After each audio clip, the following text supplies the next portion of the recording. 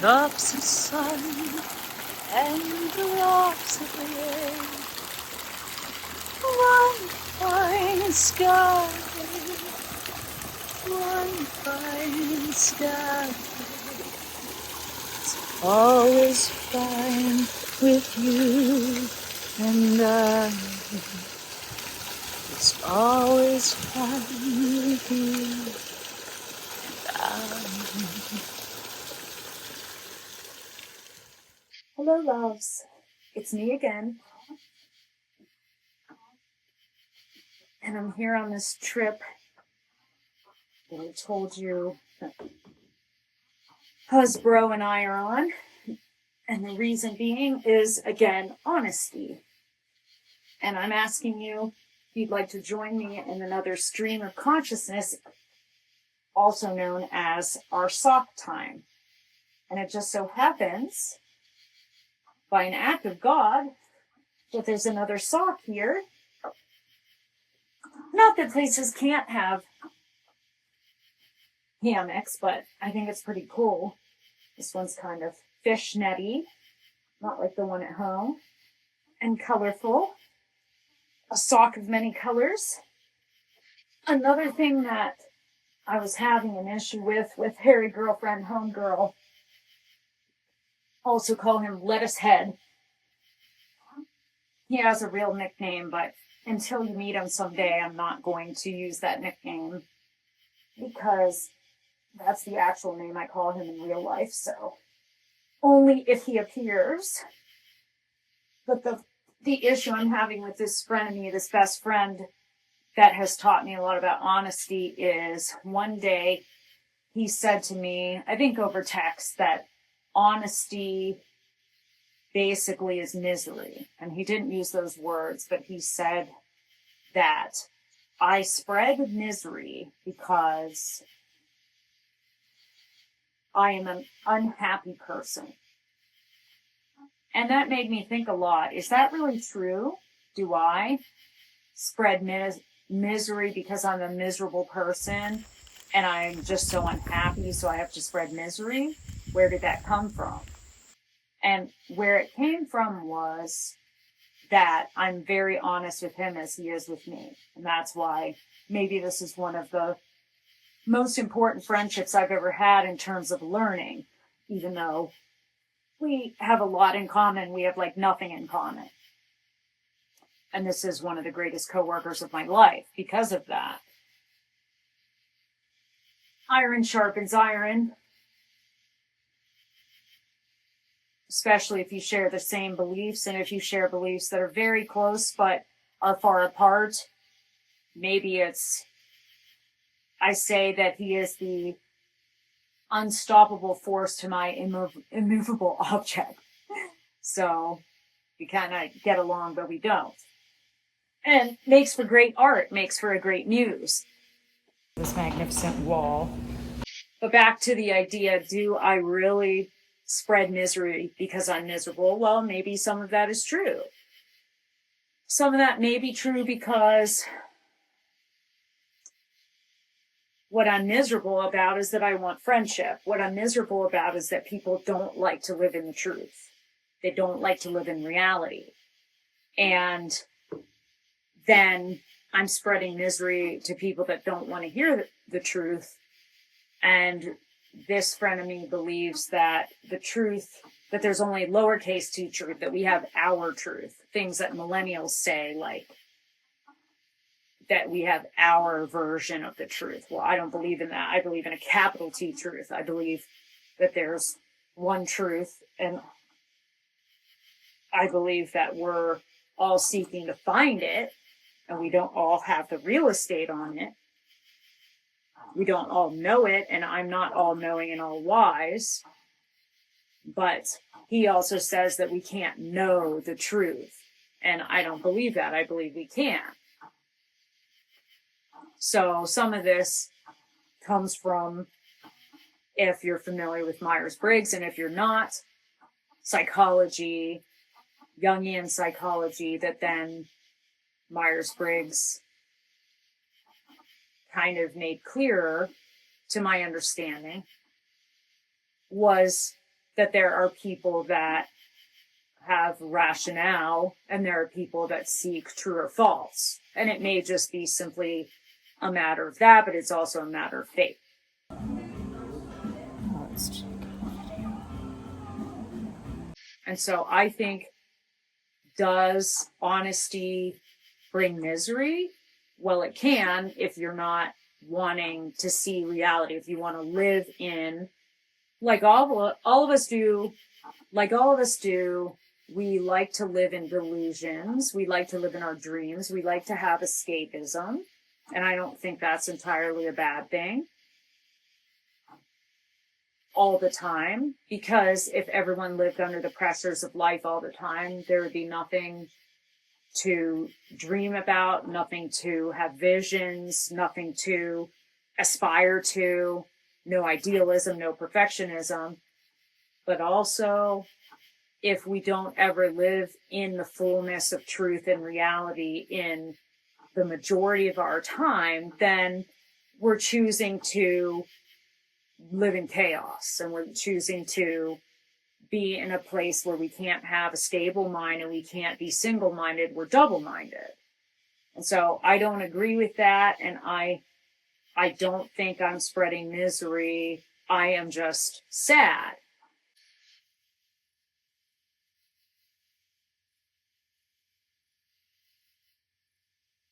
Being honest might mean you're sad.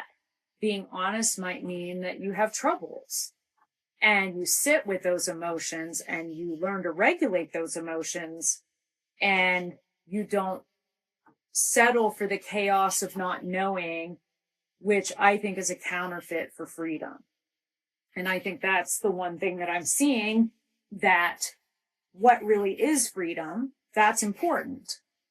That you would want to be really free. And so you would think that the capability to live in delusion, or the capability to live in a dream, or the capability to have many truths, that would be freedom. And I think that's how this lettuce head feels. But I think what ends up happening with that is you're never really in freedom if you don't set boundaries of reality on your mind, if you don't make choices, if you don't make commitments, if you don't make a commitment to the truth, then you're not really free to explore within whatever's good. You open yourself to all kinds of things, but are you really free if you are bound to things, if you're hell-bent and you're bound to things that are evil? If you're taking yourself to a place where, yes, you could do anything or have anything, and you put boundaries on things. And there is a limit to that. I do agree.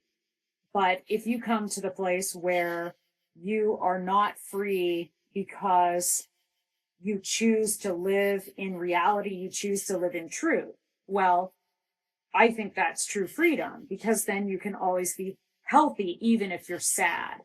You can always know what's going on and be prepared for what's coming, because you choose to live in, if there is death, if there is suffering, if there is a trial you're going through, if there is hunger, if there's pain, and you're not choosing to look aside from it. There's definitely a hole here. Interestingly enough, in conversation, this person also chooses to live radically in his somatic body, in the way that he chooses to live, in a lack of soft things. Growing up, perhaps in a family atmosphere and in our community where there's rugged individualism, and you pick yourself up by your bootstraps and you make something of yourself, especially in the Northeast where we live, and the pace is fast and you just won't last. Thank you, Lincoln Park. And you just, the goal almost seems to brag about how much you're not sleeping, how much you're working yourself to death, while many people I know are overworked and then they end up collapsing, but you keep bragging about how hard your life is, and that gets downright deceptive. And I think that's part of the other part of the chaos, that am I spreading misery to want to say that there's a boundary where you should seek rest, where you should make sure that you have time to enjoy your life, and that not everything should be harsh and hard, and that you do have limitations. That's something this person absolutely hates, are the limitations. And I believe in dreaming. What do you see, pretty girl? But I don't believe in delusions. I believe in setting the bar to where I'm at, and then you can see where you can grow from there. And it's not to cut yourself off. And I do see a great point to what this friend says. He says that, why have any limits on that? Because when you set your mind to it, then perhaps you don't go as far as you might if you thought in opposite ways and you ended up just giving yourself sky's the limit. And that's inspiring to me, and I actually admire him for that. But the problem with this hairy girlfriend, with this total tool of a human, is that it's also, I think, okay to set your limits, because then you know where you're going to grow, and then you know how to work on things, and you're honest with yourself so that you don't push your body too hard, so that you don't push your health too hard. And back to his point, you can make excuses, but you can also, the mentality of where we live, you can work yourself to death, and then you don't ever really enjoy your life.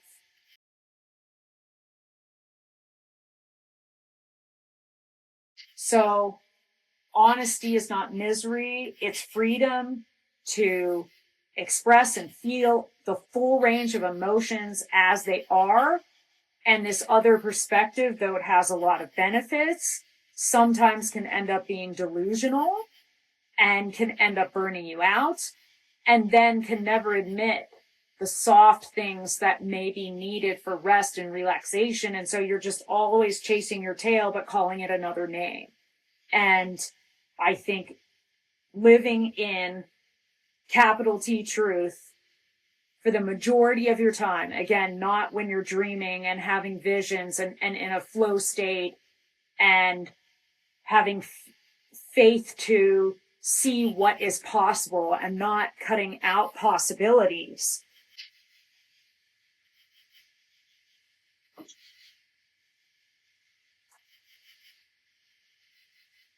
If this was my cocoon, what kind of butterfly would I be?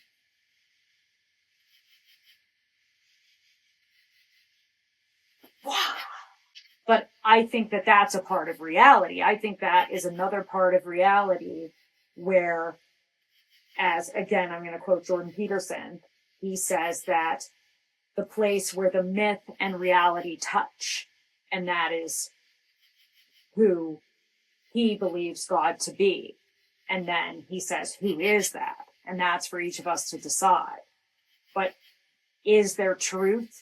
Yes, I think there's truth. I think there is the ideal. I think there is the perfect. And that isn't always seeking one end of things or the other. It's where justice and mercy are perfectly met. And I have a belief about who that is as the truth and who oversees that truth. And like I said, that's for everyone to decide for themselves. However, to live in chaos and then just say, well, I'll go over here, but I'll call this something different than it is, to escape something over here, to escape what that is, and living in a life of just never committing to anything. I am a funny banana. I am such a funny banana.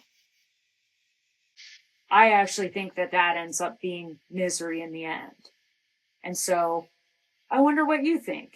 Leave comments below about what you think about honesty. But I don't think that honesty is misery. I think honesty is really freedom. I'll see you next time. Love you. And I hope that this finds you more and more able to meet reality and live in truth. Bye. Who's the pretty girl by the fountain? So beautiful she is by the water. Little baby girl.